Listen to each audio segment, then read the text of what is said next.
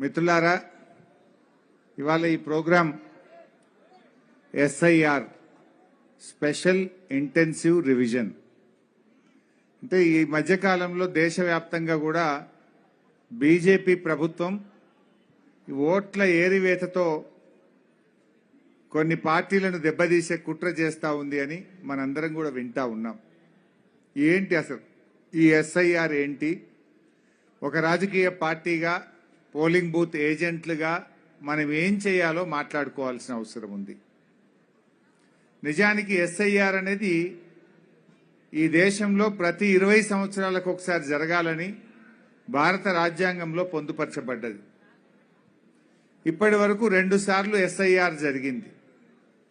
2002 చివరిసారి ఎస్ఐఆర్ జరిగింది. ఇప్పుడు 2026లో మళ్ళీ ఎస్ఐఆర్ ప్రారంభమైంది. మనం జాగ్రత్తగా పనిచేసుకుంటే ఏం కాదు.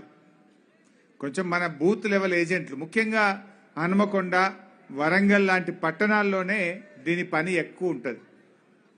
మీకు ఇంకా బాగా అర్థం కావడానికి నా నియోజకవర్గం సిద్దిపేటలో 5 మండలాలు ఉంటుంది, సిద్దిపేట పట్టణం ఉంటుంది.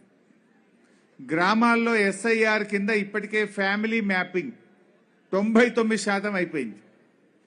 సిద్దిపేట పట్టణానికి వచ్చేసరికి 62% దగ్గర ఆగిపోయింది, 62%. అసలు ఏంటి ఫ్యామిలీ మ్యాపింగ్ ఏంటి, ఎస్ఐఆర్ ఏంటి, బూత్ లెవెల్ ఏజెంట్ ఏం చేయాలి, మన పార్టీకి నష్టం జరగకుండా మనం ఎలా పనిచేయాలన్నదే ఈరోజు మనం మాట్లాడుకుంటున్నాం. మనకు హైదరాబాద్, వరంగల్, ఖమ్మం, సిద్దిపేట ఇవి కూడా మున్సిపాలిటీ ఎన్నికలు కూడా పెండింగ్లో ఉన్నాయి. ఈ ఎస్ఐఆర్లో మీరు ఎంత చురుకుగా పాల్గొంటే, ఎంత బాగా చేసుకుంటే రేపు గ్రేటర్ వరంగల్ కార్పొరేషన్ ఎన్నికల్లో కూడా మనకు అంత మేలు జరుగుతుంది, లాభం జరుగుతుంది. అందువల్ల మీరు చాలా యాక్టివ్గా ఉండాలి. కార్పొరేటర్లుగా పనిచేసిన వాళ్ళు కానీ, కార్పొరేటర్గా పోటీ చేయాలనుకుంటున్నటువంటి వాళ్ళు కానీ, క్రమశిక్షణ కలిగిన బూత్ లెవెల్ ఏజెంట్లుగా బాధ్యత తీసుకున్నటువంటి వాళ్ళు ఎంత క్రియాశీలకంగా పనిచేస్తే మన పార్టీకి, మనకు అంత మేలు జరుగుతుంది. ఏంటి ఇప్పుడు మొదటి దశలో ఎస్ఐఆర్లో ఫ్యామిలీ గ్రూపింగ్ అని చేస్తున్నారు. అసలు ఏంటి ఫ్యామిలీ గ్రూపింగ్ ఏంటి, ఎవరు చేస్తారు? మీ యొక్క ప్రతి బూతుకు ఒక అంగన్వాడీ టీచర్ కానీ, మన పట్టణాల్లో ఆర్పి అని అంటాం, మున్సిపల్లో సెల్ఫ్ హెల్ప్ గ్రూపులను చూసే వాళ్ళను ఆర్పి అంటాం. ఒక ఆర్పి గారికి లేదా ఒక అంగన్వాడీ టీచర్కు ఒక బూత్ లెవెల్ ఆఫీసర్గా నియమించారు. వారు she's the booth level officer. వాళ్ళకి ట్రైనింగ్ ఇచ్చారు, ఎట్లా చేయాలనో బూత్ లెవెల్ ఆఫీసర్కు అర్థం చేయించినారు. మరి రాజకీయ పార్టీలకు కూడా ఎలక్షన్ కమిషన్ మనకు కూడా డైరెక్ట్గా ప్రజాస్వామ్యబద్ధంగా మనను కూడా భాగస్వామ్యం చేసింది. మనమేదో అనఫీషియల్గా పోయేదేం లేదు. అఫీషియల్గానే ప్రతి రాజకీయ పార్టీ నుంచి ప్రతి బూత్లో ఒక పోలింగ్ ఏజెంట్ను నియమించుకొని మీరు ఆ బూత్ లెవెల్ ఆఫీసర్తో కలిసి పనిచేసే అవకాశాన్ని ఎలక్షన్ కమిషన్ ఆఫ్ ఇండియా మనకు కల్పించింది. సో ఈ బూత్ లెవెల్ ఏజెంటు మీరు ఆ బూత్ లెవెల్ ఆఫీసర్తో కలిసి పనిచేయాల్సి ఉంటుంది. ఆమె నీతో కలిసి పనిచేయను, మీకు సంబంధం లేదు అనడానికి వీలు లేదు. ఎలక్షన్ కమిషన్ ఆఫ్ ఇండియా ప్రతి రాజకీయ పార్టీకి కూడా అవకాశం ఇచ్చింది. దాంట్లో భాగంగా మనం బీఆర్ఎస్ పార్టీ తరఫున అన్ని నియోజకవర్గాల్లో మన దగ్గర ఎన్ని బూతులున్నాయి? 244 బూతులు ఉన్నాయి మన వరంగల్ వెస్ట్లో. ఈ 244 బూతులకు కూడా మనం ఏజెంట్ల పేర్లు సబ్మిట్ చేసినాం. మన లిస్ట్ అక్కడ వాళ్ళ దగ్గర ఉంటుంది. వాళ్ళు ఏం చేస్తారు, ప్రతి బూత్ లెవెల్ ఆఫీసర్కు ఇగో మీ బూత్లో బీఆర్ఎస్ పార్టీ తరఫున పలాన్ దర్శన్ సింగ్ ఈయన బూత్ లెవెల్ ఏజెంటు అని ఆ ఆఫీసర్ కూడా మన పేరు పోతుంది. అందువల్ల ఆ ఆఫీసర్ మీతో సహకరించాల్సిందే. ఆ ఆఫీసర్తో కూర్చొని మనం పనిచేయడానికి అవకాశం ఉంటుంది. ఎవరా ఆఫీసర్? అయితే అంగన్వాడీ టీచర్, లేకపోతే మున్సిపల్ ఆర్పి. వాళ్ళు ఎవరున్నారు అనే లిస్టు కూడా మీ వినయ్ భాస్కర్ గారు తెప్పించగలుగుతారు. మీరు వరంగల్ కార్పొరేషన్లో అడిగితే ఏ బూత్లో ఎవరు ఆఫీసరు, వాళ్ళ ఫోన్ నంబర్ ఏంది, ఆ లిస్టు కూడా ఇస్తారు. వీళ్ళ మీద ఎవరుంటారు? కార్పొరేషన్లో ఉండేటువంటి ఒక జోనల్ కమిషనర్ కానీ ఆ సీనియర్ ఆఫీసర్లు అసిస్టెంట్ రిటర్నింగ్ ఆఫీసర్గా ఉంటారు. ఎంఆర్ఓ గారు లేదా జోనల్ కమిషనర్లు ప్రతి 30-40 బూతులకు ఒక అసిస్టెంట్ రిటర్నింగ్ ఆఫీసర్ ఉంటారు. వారి మీద ఎవరు ఉంటారు? అయితే ఆర్డీఓ లేకపోతే వరంగల్ కమిషనర్ గారు ఈ నియోజకవర్గ ఎలక్షన్ ఇన్ఛార్జ్ ఈ సర్ ప్రోగ్రామ్ కు రిటర్నింగ్ ఆఫీసర్ గా ఉంటారు. ఎందుకు వీళ్ళు? ఎవరన్నా మీ పోలింగ్ బూత్ ఆఫీసర్ మీకు సహకరించకపోతే, మీతో సమన్వయంతో పనిచేయకపోతే మీరు అసిస్టెంట్ రిటర్నింగ్ ఆఫీసర్ కు చెప్పొచ్చు. ఆ పైన కాదంటే returning officer for Warangal west నియోజకవర్గానికి ఎవరైతే ఉన్నారో వాళ్ళ దగ్గరికి వెళ్లి మీరు కంప్లైంట్ ఇచ్చి, ఇగో పలాని బూత్ లెవెల్ ఆఫీసర్ మాతో సహకరించడం లేదు, మాకు పని చేయడం లేదు, మా దగ్గర వర్క్ జరుగుతలేదు అని చెప్పి మీరు ఫిర్యాదు చేయడానికి, వాళ్ళను మార్చడానికి కూడా మీకు అధికారం కలిగి ఉంటుంది. సో ఈ బూత్ లెవెల్ ఆఫీసర్లు ఏం చేయాలి? ఫస్ట్ ఎస్ఐఆర్ ప్రోగ్రాం 2 భాగాలుగా ఉంటుంది. మొదటి భాగం ఫ్యామిలీ గ్రూపింగ్, రెండవ భాగం intensive door to door survey, మూడవ భాగం కూడా ఉంటుంది, అది నెక్స్ట్ చెప్తాను. ఇప్పుడు జరుగుతున్నది family grouping. What is family grouping? 2002లో మీకు ఓటు హక్కు కలిగి ఉన్నట్టు ఆధారం కావాలి. మీరు ఆ ఇంట్లో ఉన్నారా లేదా ఇంకొక చోట ఉన్నారా? వరంగల్ నగరంలో కుటుంబంలో ఎవరన్నా ఒక్కరిది 2002 ఎందుకు? లాస్ట్ టైం సర్ ప్రోగ్రామ్ 2002లో జరిగింది కనుక that is the base. So 2002లో మీ ఇంట్లో ఒక్కరన్నా ఓటు హక్కు కలిగి ఉంటే మిగతా కుటుంబ సభ్యులందరినీ కూడా దానికి అటాచ్ చేసేస్తారు. అందరు ప్రూఫ్స్ అవసరం లేదు. That is called family planning. Suppose మా నయీం ఉన్నాడు, నయీం ఓటు 2002లో పలాని ఇంటిలో పలాని ఇంటి దగ్గర ఉన్నదని దొరికితే నయీం భార్య, నయీం కోడలు, నయీం కొడుకు, నయీంలో ఇంట్లో ఎంతమంది ఉన్నారో ఒక్కరిది దొరికినా ఆ ఇంట్లో ఉండే అందరిది కూడా గ్రూపింగ్ అయిపోతుంది. ఇక దాని వెరిఫికేషన్ లేదా, ఆ ఓట్లు క్లియర్, ఆ ఓట్లు క్లియర్. ఇక ఒక్కరిది నయీం దొరికిందంటే, నయీం భార్య దొరికిందనుకో, నయీం క్లియర్, నయీం కొడుకు, కోడలు, ఎన్ని పేర్లుంటే అన్ని పేర్లు క్లియర్ అయిపోతాయి. సపోజ్ నయీం కొడుకు హైదరాబాద్లో ఉద్యోగం చేస్తుండు, నయీం ఇంకో చిన్న కొడుకు దుబాయ్లో ఉన్నాడు, వాళ్ళు ఎవరు రావాల్సిన అవసరం లేదు. నయీంది ఒక్కరిది వాళ్ళ ఇంట్లో దొరికింది కనుక నా కొడుకు బెంగళూరులో ఉన్నాడు, ఇక్కడే ఓటు రాయించుకుంటా అంటే ఇక్కడనే గ్రూప్ చేస్తారు. ఇంకో కొడుకు దుబాయ్లో ఉన్నాడు, ఆయన కొడుకు ఇక్కడే రాయించుకుంటా అంటే దాన్ని కూడా ఫ్యామిలీ గ్రూపింగ్ లో నయీం కుటుంబ సభ్యుల ఓట్లన్నీ కూడా క్లియర్ అయిపోతాయి. అంటే ఫ్యామిలీ గ్రూపింగ్ లో జరిగితే ఇంకా ఆ కుటుంబ సభ్యుల ఓట్లను స్పెషల్ రివిజన్ లో, డోర్ టు డోర్ రివిజన్ లో ఇక అవి వెతకాల్సిన అవసరం లేదు, అది క్లియర్ టిక్ పెట్టేస్తారు. ఇక ఆ ఓట్లు క్లియర్ అయినట్టే. ఇందాక నేను మాట చెప్పిన, సిద్దిపేటలో మా గ్రామాల్లో కొన్ని ఊర్లు 100% అయినాయి, కొన్ని ఊర్లు 99% అయింది అన్న. అంటే 99% ఫ్యామిలీ గ్రూపింగ్ అయిపోయింది. పట్టణానికి వచ్చేసరికి 62% అయింది, మిగతాయి దొరుకుతలేవు, గ్రూపింగ్ అయితలేదు. చాలా కష్టపడుతున్నాం. మేము కూడా బూత్కి 2 పెట్టినాం, ల్యాప్టాప్లు ఇచ్చినాం, ఆ పిల్లలకు ట్రైనింగ్ ఇచ్చి సెల్ ఫోన్లో సాఫ్ట్వేర్ ఇస్తారు. మీకు మీ బూతుకు సంబంధించి ఎన్ని ఓట్లు, ఆ ఓట్ల వివరాలు మీ ఫోన్లో డౌన్లోడ్ చేసి ఇస్తాడు వినయ్ భాస్కర్. బూత్ ఏజెంట్లకు మీ ఫోన్లో డౌన్లోడ్ చేసి ఇప్పిస్తారు. రమేష్ ఏం చేయాలంటే, జోరికే రమేష్ కూర్చో, ప్రతి బూత్ ఏజెంట్కు మీరు ఫోన్లో ఆయన బూత్లో ఎన్ని ఓట్లు ఉండేవో డౌన్లోడ్ చేసి ఇచ్చేయాలి. అది చూసుకొని డోర్ టు డోర్ పోలింగ్ యాక్చువల్గా పోలింగ్ ఆఫీసర్ యాక్టివ్ ఉంటే 90% అవుతుంది, కొంతమంది ఇన్యాక్టివ్ ఉంటే మనకి ఇబ్బంది. అందుకే పోలింగ్ చేయాలి. ఏమైంది సిద్దిపేటలో 62 ఎందుకు అయింది? 2002లో ఈ ఇంట్లో ఉండే ఈ ఇంటికి వెళ్ళి ఆ ఇంటికి పోయింది. ఇప్పుడు 24 ఏళ్లలో 3 ఇండ్లు మారిండు, 3 ఇండ్లలో వాళ్ళ ఓట్లు ఉన్నాయి. ఈడ ఓటు ఇట్లే ఉన్నది ఈ డివిజన్లో. 2015లో ఇంకొక ఆడ ఉండే ఆడ ఓటు అట్లే ఉన్నది. 2024లో ఇంకొక ఆడ పోయిండు, ఆడ రాసుకున్నాడు. 3 ఇట్లా ఏమైతే ఇప్పుడు ఒకటే ఉండాలి కదా, అంటే 2 ఎగిరిపోతాయి. టౌన్లల్లో ఇల్లు ఖాళీ చేసిపోవడంలో కొంత ఎక్కువ ఎగిరిపోతా ఉన్నాయి. రెండవ సమస్య ఏమొచ్చింది? నంగునూరులో బదిపడగ ఊర్లో ఆయనకు ఓటు ఉండే, పిల్లలు చదువుకునేటప్పుడు ఏమైంది, వచ్చి 2 ఏళ్ళు కిరాయికి ఉన్నారు, పిల్లలు చదివించిండ్రు, అప్పుడు ఓటు రాసుకున్నారు, మళ్ళీ బదిపడగ వాపసు పోయింది. ఆ ఓటు ఏమవుతుంది, బదిపడగ ఊర్లు ఉంటుంది తప్ప టౌన్లో ఉండే అవకాశం ఉండదు. కొంతమంది ఊర్లో రాయించిండ్రు, ఇక్కడ రాయించిండ్రు. ఊర్లలో ఫ్యామిలీ గ్రూపింగ్లా ఊర్లోనే రాయించుకునే వరకు టౌన్లల్లో ఓట్లు కొంత తగ్గుతున్నాయి. 2 చోట్ల ఉన్నాయి గతంలో. ఇప్పుడు ఊరన్నా ఉండాలి, టౌన్ అన్నా ఉండాలి, ఒక్క దగ్గరనే ఉండాలి. ఇట్లా వివిధ కారణాల వల్ల టౌన్లలో కొంత తగ్గుముఖం పడతాం. ఇండ్లు ఖాళీ చేసిపోవడం, ఎప్పుడు ఎక్కడున్నారో తెలియకపోవడం, ఆ 2002లో వాళ్ళ ఓటు హక్కు ఎక్కడుంది అనేది కొంతమంది చెప్పలేకపోతున్నారు. కూలీలు కానీ చదువుకోనటువంటి వాళ్ళు కానీ, అమ్మ నువ్వు 2002లో ఎక్కడున్నావు, 2002లో నీ ఓటు ఎక్కడున్నది అంటే వాళ్ళు చెప్పలేకపోతున్నారు.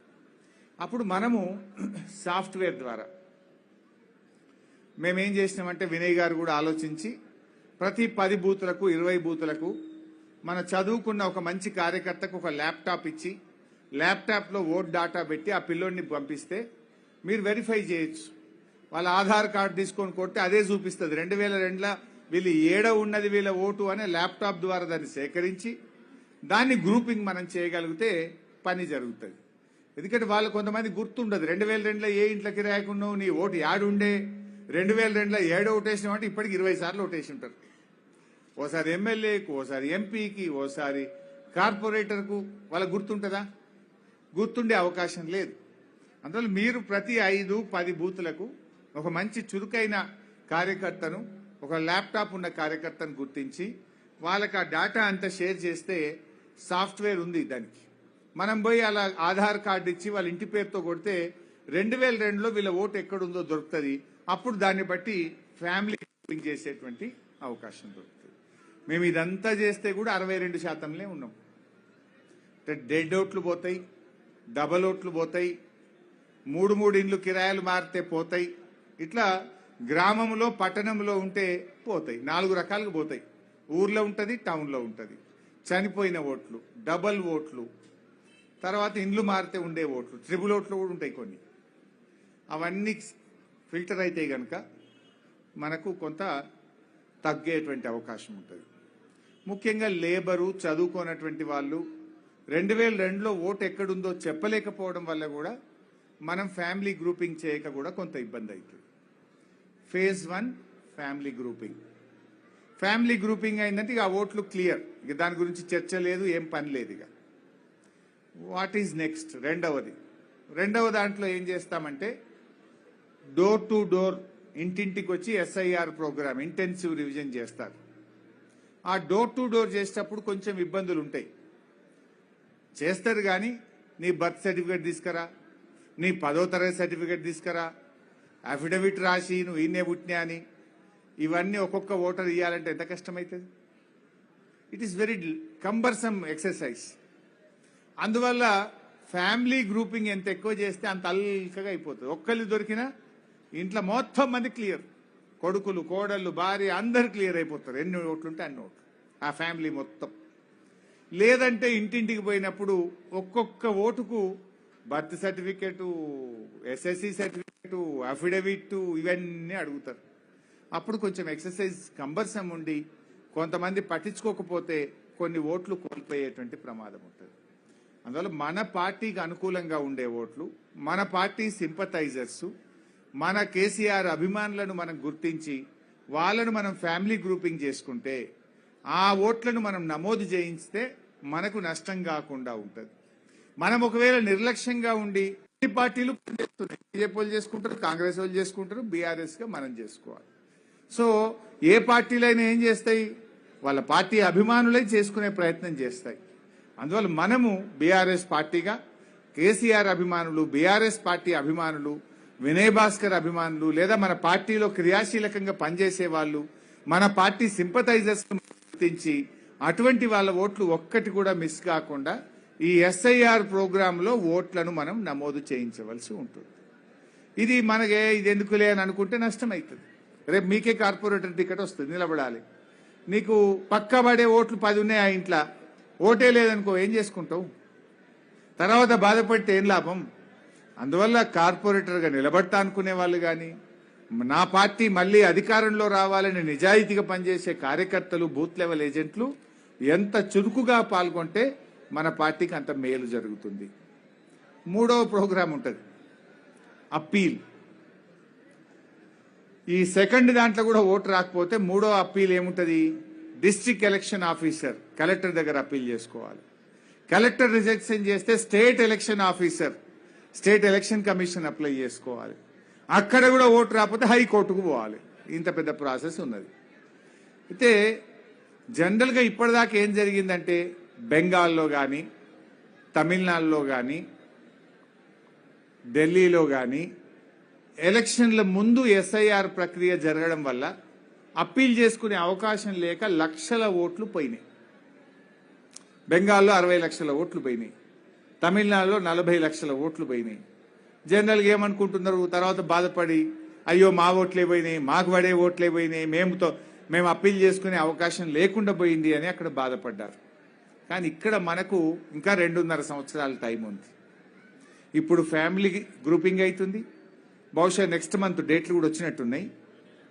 ఈ నెలలో ఇంటింటికి ఇంటెన్సివ్ రివిజన్ స్టార్ట్ అవుతుంది 25th. సో మనం యాక్టివ్గా ఉండి చేసుకుంటే మనకు ఒక అడ్వాంటేజ్ ఉంటుంది. అఫ్ కోర్స్ మనకు వెంటనే తెల్లారే ఎలక్షన్ లేదు, అప్పీల్ చేసుకోవడానికి అవకాశం ఉంటుంది. అంటే తెల్లారే ఎలక్షన్ ఉండే అవకాశం ఉంది. ఏం ఎలక్షను? గ్రేటర్ వరంగల్ కార్పొరేషన్ ఎన్నికలు ఉండే అవకాశం ఉంది.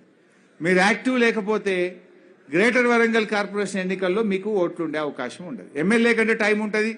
అప్పీల్ కలెక్టర్కి పెట్టచ్చు, స్టేట్ ఎలక్షన్ పెట్టచ్చు, హైకోర్టు దాకా కానీ ఒక్క ఓటు కోసం హైకోర్టు దాకా పోతామా? జరిగే ప్రక్రియనా?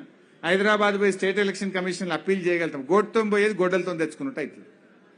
ఇప్పుడు కొద్దిగా కష్టపడి ఫ్యామిలీ గ్రూపింగ్ చేసుకుంటే మన పని చాలా సింపుల్గా అవుతుంది. యాక్చువల్గా నేను ఒక ప్రజెంటేషన్ ఉండే, స్క్రీన్ ఉంటే దాని మీద ఇంకా మీకు బాగా చూపించి చెప్పేవాడిని. నేను మనం తెచ్చుకోలేదు ముందు. పీపీటీ ద్వారా ఇంకా అది ఎట్లా చేసుకోవాలని ఇంకా బాగా చెప్పడానికి కూడా అవకాశం ఉండేది. బహుశా మీకు అర్థమైంది అనుకుంటా చాలా వరకు. కొంచెం జాగ్రత్తగా ఇప్పుడు కొంతమంది బూత్ ఏజెంట్లుగా బాధ్యత తీసుకున్నారు. మీకు ఏదైనా ఫ్యామిలీ ఇష్యూ ఉంటే ముందే చెప్పండి. అనవసరంగా బాధ్యత తీసుకొని పనిచేయకపోతే పార్టీకి ద్రోహం చేసినట్టు, తల్లికి ద్రోహం చేసినట్టు. ఎవరైతే బాధ్యత తీసుకున్నారో పార్టీ తల్లి లాంటిది కదా, ఖచ్చితంగా బూత్ లెవెల్ ఏజెంట్ బాధ్యత ఎవరు తీసుకుంటే వాళ్ళు సీరియస్గా పనిచేయండి, గట్టిగా పనిచేయండి. మీ బూత్లో ఒక బూత్కు పోటీ పెట్టుకోవాలి. నాది 90% చేస్తా, 85% చేస్తా, 92% చేస్తా అని ఒక స్పిరిటెడ్గా కార్యకర్తలు పనిచేసి బూత్ లెవెల్ ఏజెంట్ బాధ్యత తీసుకున్న వాళ్ళు గట్టిగా పనిచేసినట్టయితే మన పార్టీకి మేలు జరుగుతుంది. కనుక దయచేసి ఈ బూత్ లెవెల్ ఏజెంట్స్ ఇదేదో ఆషామాషి వ్యవహారం కాదు, ఇదేదో ఈజీ వ్యవహారం కాదు. జాగ్రత్తగా చేసుకుంటే రేపు గ్రేటర్ వరంగల్ కార్పొరేషన్ ఎన్నికల్లో మన పార్టీకి మేలు జరిగే అవకాశం ఉంటుంది. సో కార్యకర్తలు అందరూ కూడా దయచేసి సీరియస్ తీసుకోండి. వినయ్ గారు కూడా బహుశా చేసే ఉంటారు. ప్రతి 10 బూతులకు ఒక సీనియర్ లీడర్ని ఇన్ఛార్జ్ పెట్టండి. 2 రోజులకు ఒకసారి ఆ సీనియర్ లీడర్లు ఆ 10 బూతులు తిరిగి పని అవుతుందా లేదా చూసి మీకు ఎప్పటికప్పుడు రిపోర్ట్ ఇస్తూ ఉండాలి. బూత్ వైజ్ కూడా మనం రిపోర్ట్ తీసుకోవాలి రిటర్నింగ్ ఆఫీసర్ నుంచి. ఏ బూత్లో ఇప్పటికీ ఎంత ఫ్యామిలీ గ్రూపింగ్ అయింది, ఏ బూత్లో ఇంకా కాలేదు. సపోజ్ ఒక బూత్లో 70 అయింది బాబు, ఇంకా 30 ఉన్నది చెయ్యనాలి. ఒక బూత్లో 30 అయింది, అరే ఇంకా 70% కాలేదు, నీ బూత్ వెనుకబడ్డది అని అక్కడ బూత్ లెవెల్ ఆఫీసర్తో మాట్లాడాలి, బూత్ లెవెల్ ఏజెంట్తో మాట్లాడాలి. దాని వెంటబడి మనం చేసుకునేటువంటి విధంగా గట్టిగా పనిచేయాల్సి ఉంటుంది. సో ఇట్లా మీరు ఎప్పటికప్పుడు ప్లాన్ చేసుకోవాలి, క్రియాశీలకంగా ఉండాలి, యాక్టివ్గా ఉండి రేపటి గ్రేటర్ వరంగల్ కార్పొరేషన్లో గులాబీ జెండా ఎగరాలంటే మనం ఈ ఎస్ఐఆర్ ప్రోగ్రాంలో క్రియాశీలకంగా పనిచేసుకోవాలి. అందరూ బాగా చేస్తారనే నమ్మకం నాకు ఉన్నది. సో ఐ హోప్ నేను చెప్పగలిగిన అనుకుంటున్నా. మరి జాగ్రత్తగా దీన్ని మంచిగా చక్కగా ముందుకు తీసుకొని వెళ్ళండి. భవిష్యత్తు అయితే మనదే. సరే, 2.5 ఏళ్ల పాలన అయిపోయింది. అఫ్ కోర్స్ రేవంత్ రెడ్డి చెప్పిండు నేను హిట్లర్ను అన్నాడు. అనలేదా? హిట్లర్ నాకు ఆదర్శము అన్నాడు. హిట్లర్ను చూసే నేను హైడ్రా పెట్టినా అన్నాడు. హిట్లర్కి ఏం గతి పట్టిందో రేవంత్ రెడ్డి కూడా గదే గతి పడుతుంది అన్న డౌట్ ఏమున్నది? ఇప్పుడు జర్మనీ దేశంలో ఎవడన్నా హిట్లర్ను పొగిడినా, హిట్లర్ను మెచ్చుకున్నా, హిట్లర్ గురించి మాట్లాడితే సీదా తీసుకుపోయి జైల్లో వారేస్తారు. జర్మనీ దేశం ఇప్పటికి కూడా హిట్లర్ చేసిన దురాగతకాలకు, హిట్లర్ చేసిన తప్పులకు జర్మనీ దేశం ఇప్పటికీ ప్రపంచానికి క్షమాపణ చెప్తా ఉంటుంది. మా హిట్లర్ తప్పు చేసిండు, అతని వల్ల ఈ ప్రపంచానికి మాయని మచ్చగా మారింది మా దేశానికి హిట్లర్ వల్ల అని వాళ్ళు ఇప్పటికీ కూడా 80 ఏళ్ల తర్వాత కూడా క్షమాపణ చెప్తూనే ఉంటారు. నాకు అనిపిస్తుంది రేవంత్ రెడ్డి దురాగతకాలకు, ఈయన చేసే అవినీతికి కాంగ్రెస్ పార్టీ కూడా 50 ఏళ్ల దాకా తెలంగాణ ప్రజలకు క్షమాపణ చెప్పవలసే ఉంటుంది. చెప్పక తప్పదు. గన్ని తప్పులు ఒక్కటా మీరు చూస్తుండ్రు 2.5 ఏళ్లుగా ఎన్ని స్కాములు బయట పెట్టినాం. అసలు ఏదైనా ఇడిచిపెట్టిండ్రా వాళ్ళు స్కామ్? ఏ స్కామ్ చూడు, పిల్లగాళ్ళు గురుకుల పాఠశాలకు పోయే పిల్లల ఆహార పదార్థాల మీద, వేసుకునే బట్టల మీద, బెల్ట్ మీద, బూట్ల మీద, చెప్పుల మీద కూడా స్కామే. గవి కూడా ఇడిచిపెట్టే లాస్ట్కి వెళ్ళి. సింగరేణి బొగ్గుల స్కామే, హ్యామ్ రోడ్ల టెండర్ల స్కామే, బ్రీవరీ పర్మిషన్ల స్కామే. అసలు ఏదైనా ఇడిచిపెట్టిండ్రా వీళ్ళు? ఏది ఇడిచిపెట్టిన పరిస్థితి లేదు. నేను మొన్న సింగరేణి బొగ్గు గురించి మన జిల్లా భూపాలపల్లికి పోయి మొన్న మాట్లాడినా, అంతకుముందు రామగుండంలో మాట్లాడినా. సింగరేణిలో చాలా స్కాములు బయట పెట్టినాం. 40 లక్షల టన్నుల బొగ్గు మాయమైంది. బొగ్గు ఉన్నట్టు, స్టాక్ ఉన్నట్టు మీరు చూపిస్తుండ్రు, కానీ బొగ్గుబాయి మీద బొగ్గు ముక్క కూడా లేదు. చూస్తామని రామగుండంలో పోతే దోస పోలీసు వాళ్ళు పెట్టిన మిమ్మల్ని ఓనియమన్నారు. మొన్న భూపాలపల్లి బొగ్గుబాయి మీదకి పోయినాం. ఆడికి పోతే ఆడ 3 లక్షల స్టాక్ ఉన్నట్టు చూపిస్తుండ్రు. మేము బోధమయ్యా అంటే ఒక 500 మంది పోలీసు వాళ్ళని పెట్టిన పోనీయమంటారు. అందులో మన కార్యకర్త, ఒక కార్మికుడు, మన అభిమాని ఉన్నాడు, వీడియో తీసి పంపిండు మాకు. అన్న ఈడొక్క ముక్క లేదే బొగ్గు, కానీ నువ్వు వస్తున్నావు అని చెప్పి 3 రోజులకెళ్ళి బయటకెళ్ళి బొగ్గు తెచ్చి ఈడ మట్టి మీద వేరుస్తున్నారు మొత్తం ఇట్లా బొగ్గును. అయితే మొత్తం కుప్ప అంతా ఇది బొగ్గే అనేటట్టు చేస్తుర్రు అని చెప్పి వీడియో. 3 రోజుల కింద మట్టి కుప్ప, 3 రోజుల తర్వాత మట్టి కుప్ప మీద ఒక్కొక్క పిల్ల మట్టి కనబడకుండా బొగ్గు వేర్చారు. 2 వీడియోలు పంపారు. దాన్ని బయట పెట్టినాం మనం. కీ లేదు, కై లేదు. అట్లా 40 లక్షల టన్నుల బొగ్గు మాయం. 40 లక్షల టన్నులు అంటే 4,000 టన్ను, 1,600 కోట్లు. అది బొగ్గు అంటే బంగారమా దాచుకుంటందుకు? దాని గురించి సప్పులు లేదు. అట్లే గిలటిన్ స్టిక్స్, కోల్ ఇండియాలో వెస్టర్న్ ఫీల్డ్స్ లో ఆ గిలటిన్ స్టిక్స్ కంటే మన దగ్గర 30% ధర పెంచిండ్రు. అప్పుడు డైరెక్టర్లుగా 2 మంచి ఆనెస్ట్ అధికారులు ఉండే. మేము సంతకం పెట్టమంటే ఒకరినేమో రివర్సన్ ఇచ్చిండ్రు, ఒకరిని ఉద్యోగమే కూడా కొట్టారు, ఇంటికి పంపించారు. అదొక స్కామ్ జరిగింది. సోలార్ టెండర్ల స్కామ్ జరిగింది. జైపూర్ పవర్ ప్లాంట్ స్కామ్ జరిగింది. ఇట్లా 10 స్కాములు జరిగినాయి. నేను అన్ని బయట పెట్టా. నిన్న బట్టి విక్రమార్క గారు మంచిర్యాల పోయిండు. హరీష్ రావు ఇట్లాంటి అట్లా. నేను అడిగింది సీదా కుల్లా, జైపూర్ పవర్ ప్లాంట్ కు రాష్ట్ర ప్రభుత్వం ఆమోదం చేసిందా లేదా? డిపిఆర్ అప్రూవ్ అయిందా లేదా చెప్పు బట్టి గారు. పీపీఏ ఉందా లేదా? పీపీఏ లేకుండా పని ఎందుకు స్టార్ట్ చేసిందో చెప్పు బట్టి గారు. 40 లక్షల టన్నుల బొగ్గు ఉన్నదా, మాయమైందా? ఇద్దరం కలిసి పోదాం బట్టి గారు. నిజంగా బొగ్గు ఉంటే చూపి, నేను సారీ చెప్తా. బొగ్గు లేకపోతే నువ్వు రాజీనామా చేస్తావా బట్టి గారు?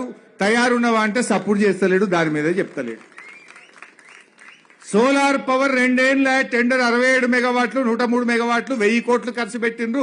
ఇప్పటికి కరెంటు ఉత్పత్తి అయితే లేదు, పీపీఏ లేదు, కరెంటు కొంటలేరు, 1000 కోట్లు ఆగమైనాయి అన్న. అయినాయా కాలేదా సూటిగా మాట్లాడు, దాని మీద చెప్తలేడు. నేను సూటి ప్రశ్నలు వేస్తే దేనికి సమాధానం వస్తలేదు.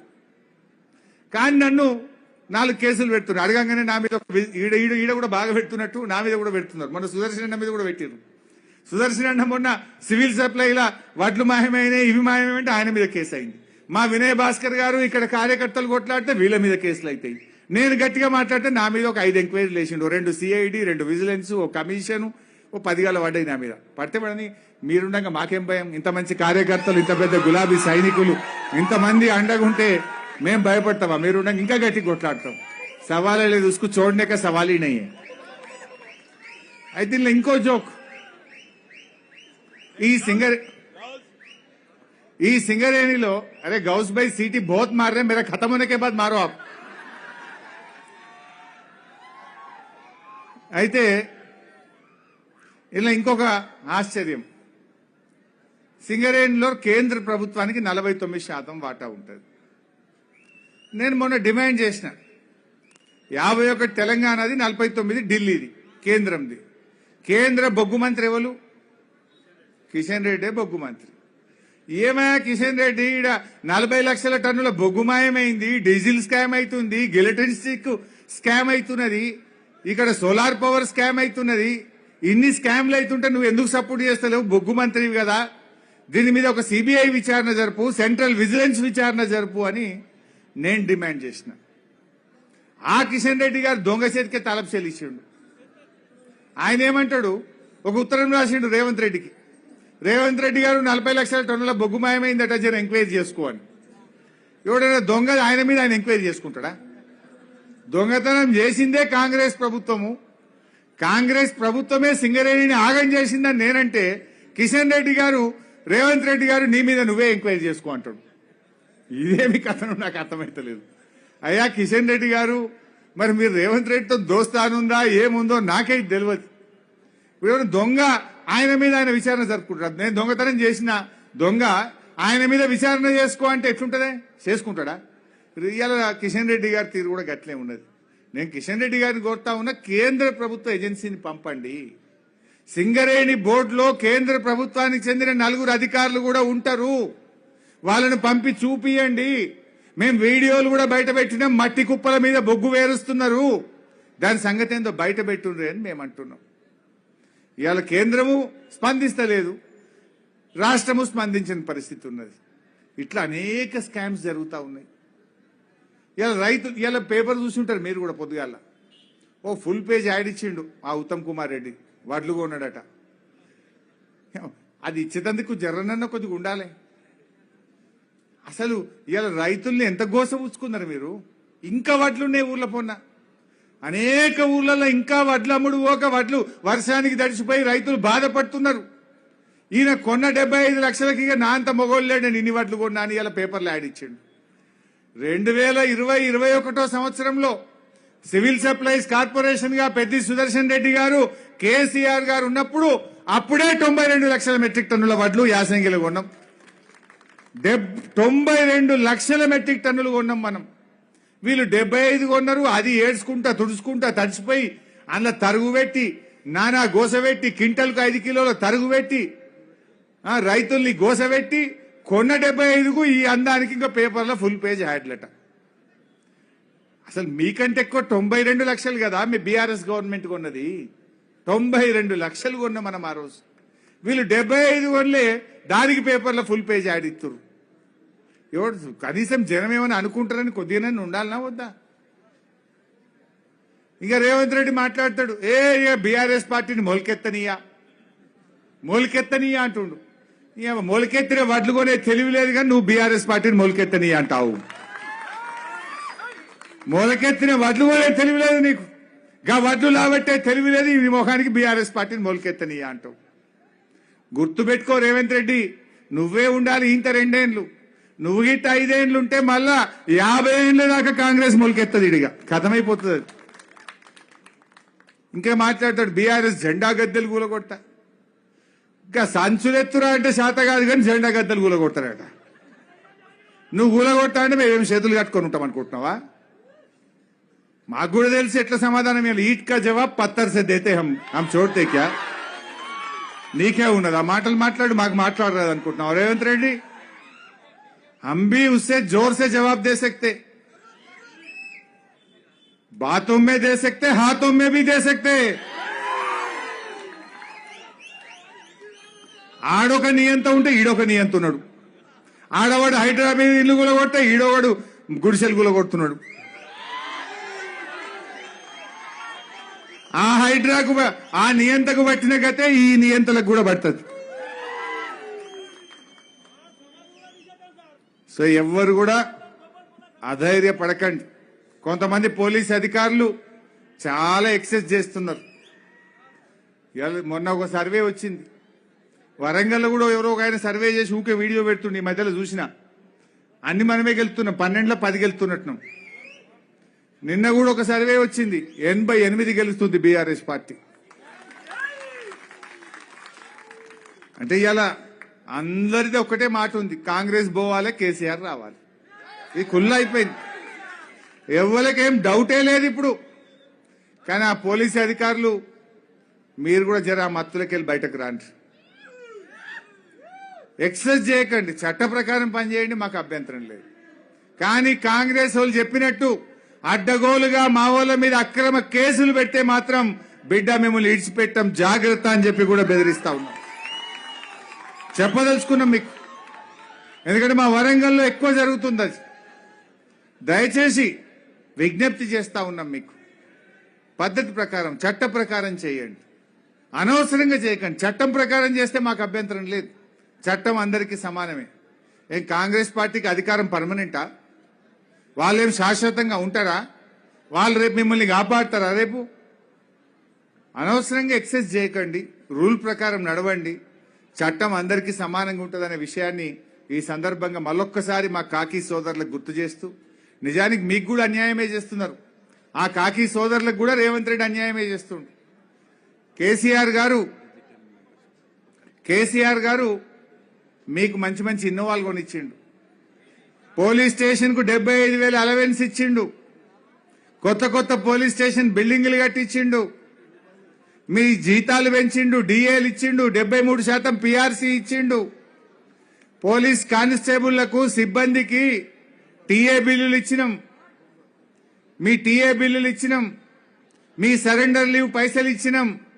కానీ రేవంత్ రెడ్డి వచ్చినాక ఇవాళ పోలీసు వాళ్లకు 5 సరెండర్ లీవ్లు పెండింగ్ ఉన్నాయి, 6 టీఏ బిల్లులు పెండింగ్ ఉన్నాయి, 6 డిఏలు పెండింగ్ ఉన్నాయి, స్టేషన్ అలవెన్స్ బంద్ అయిపోయింది. కేసీఆర్ ఇచ్చిన బండ్లలో డీజిల్ వేయమంటే పెట్రోల్ పంపోడు ఉద్దరెక్కువైంది, డీజిల్ వేయ్యా అంటుండు. జర గుండె మీద చేసుకుని ఆలోచించింది. పోలీసుల గౌరవం పెంచింది కేసీఆర్ కదా, మీ గౌరవాన్ని పెంచి ప్రతిష్ట పెంచి దేశంలోనే ఉత్తమ పోలీసులు మా తెలంగాణ పోలీసులని 50,000 ఎస్ఐలను కానిస్టేబుళ్లను నియామకాలు చేసింది బీఆర్ఎస్ ప్రభుత్వం. 50,000 మందికి ఉద్యోగాలు ఇచ్చింది. మంచిగా చేసింది. మీరు అట్లా చేయడం మీకు తగదని కూడా నేను చెప్పదలుచుకున్నా. అదేవిధంగా మన మెంబర్షిప్ అంతా ఆన్లైన్ డిజిటల్ మెంబర్షిప్, అది కూడా సెల్ ఫోన్ ద్వారా చేసుడే. జనరల్గా వెనకట పుస్తకాలు ఉంటే ఏం చేద్దామంటే డేట్ దగ్గరికి వచ్చినాక కూసునుడు, ఓటర్ లిస్ట్ ముంగట పెట్టి రాసుడు. కొంతమంది ఏమో మంచిగా చేసిండ్రు, ఇక కొంతమంది చేయని వాళ్ళు ఒత్తిడి దగ్గరికి వస్తే లాస్ట్లో ఏందని తక్కువ అయిందనుకో 50 పేర్లు ధనధన బుక్కులు నింపుడు ఇచ్చుడు అయింది. ఇప్పుడు అట్లా నడవదు. ఇక ఇంటింటికి పోవాలి, వాళ్ళ ఇంటి ముంగటే ఫోటో తీయాలి, దాంట్లో లాంగిట్యూడ్ లాటిట్యూడ్ వాళ్ళ ఇంటికి పోయిన వాళ్ళేదో కూడా చూపిస్తుంది ఫోన్. అటువంటి కొత్త సాఫ్ట్వేర్తో ఆన్లైన్ డిజిటల్ మెంబర్షిప్ పెట్టుకున్నాం.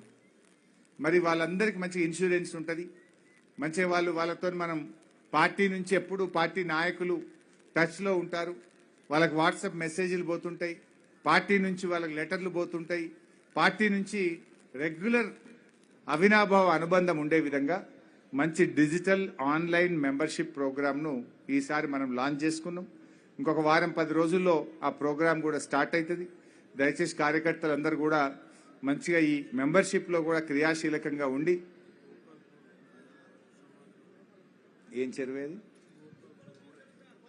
మా రమేష్ అన్న చెప్తుండు, ఇండ్లు గులగొట్టుడు అయిపోయింది, గుడిసెలు గులగొట్టుడు అయిపోయింది, ఇప్పుడు కాంగ్రెస్ వాళ్ళు సమాధులు గులగొడుతుండ్రన్నా మా గోపాలపురంలో అంటుండ్రు. గోపాలపురం ఊర చెరువు కాడ 100 ఏళ్ల నాటి సమాధులు కూడా గులగొట్టే కార్యక్రమం చేస్తా ఉన్నారు. ఇక అంటే రేవంత్ రెడ్డి గారి ప్రభుత్వం ఇండ్లు గులగొట్టింది, గుడిసెలు గులగొట్టింది, బతుకులు గులగొట్టింది, లాస్ట్కు సమాధులను కూడా గులగొట్టే పరిస్థితి రావడం ఇది దుర్మార్గం. దయచేసి దీన్ని పునరాలోచించాలని, సమాధులు తల్లిదండ్రుల పట్ల పెద్దల పట్ల గౌరవం ఉంటుంది. సంవత్సరానికి ఒకసారి తిథి జరిగితే అక్కడికి పోయి శ్రద్ధాంజలి ఘటిస్తుంటాం. వారితో ఒక అవినాభావమైనటువంటి అనుబంధం ఉంటుంది, సెంటిమెంట్ ఉంటుంది. వాటిని కూల్చే ప్రయత్నం చేయొద్దు. తక్షణమే ఆ ఆలోచన విరమించుకోవాలని చెప్పి కూడా డిమాండ్ చేస్తూ జై తెలంగాణ.